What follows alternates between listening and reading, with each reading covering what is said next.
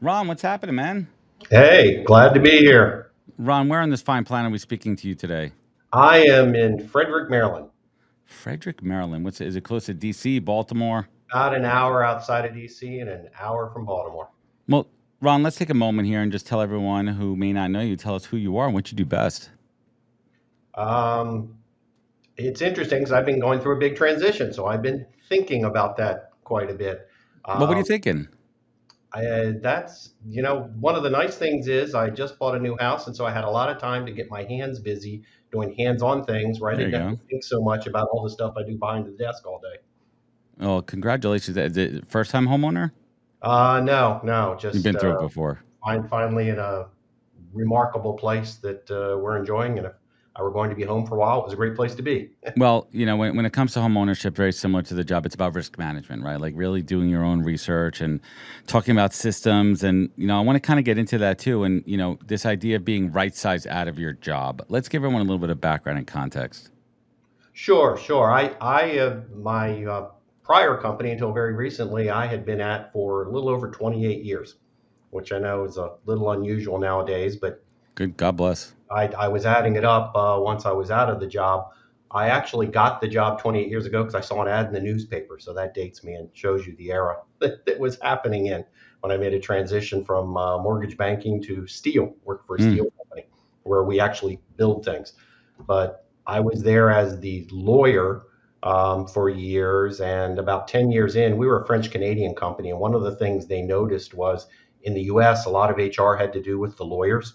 Mm. So they Always. said I might as well be in charge of HR too at that point. So I picked that up about 15, 16 years ago. And so I did legal risk management, HR.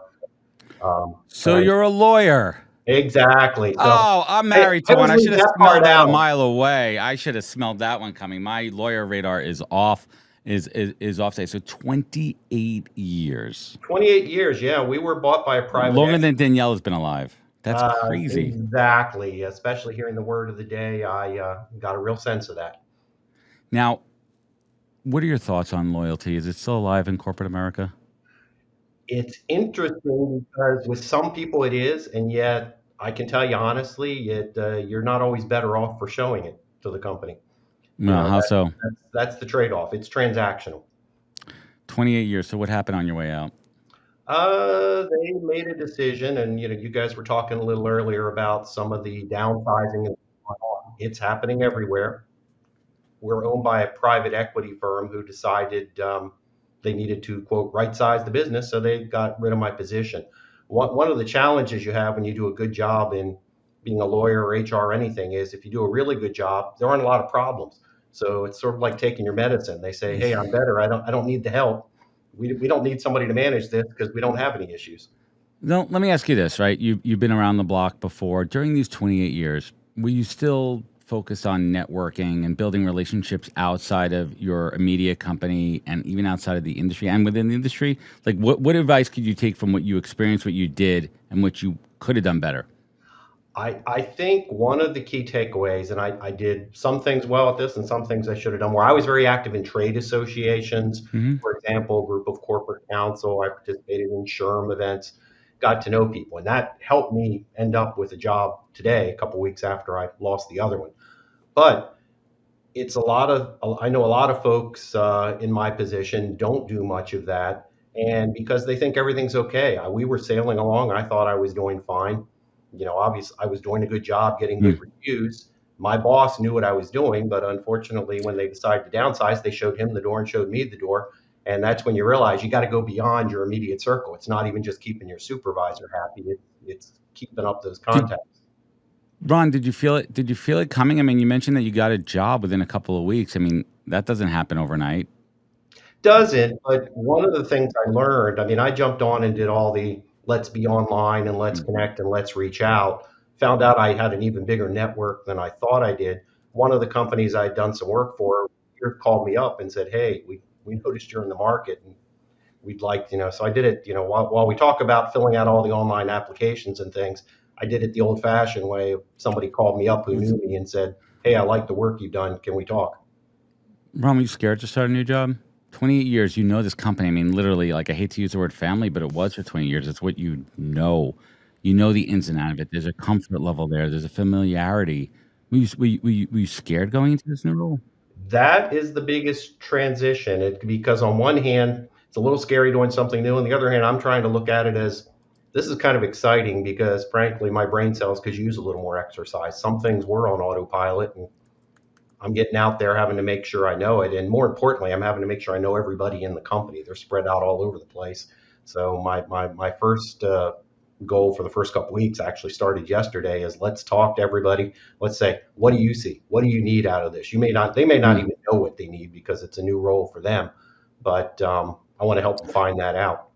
The value of the listening tour, right? The value of that listening tour and listening.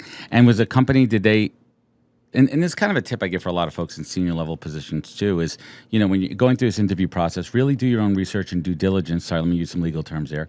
Do your own due diligence and ask, when I step into this role, am I stepping into a fire, or am I going to have an on ramp, right? Am I going to have that on ramp to really onboard? And if they say that we want you to onboard, use that opportunity to go out on that listening tour and really ask the right questions to other folks. And that way you could form opinions, you could have questions, and give yourself a broader perspective of what's happening in the organization.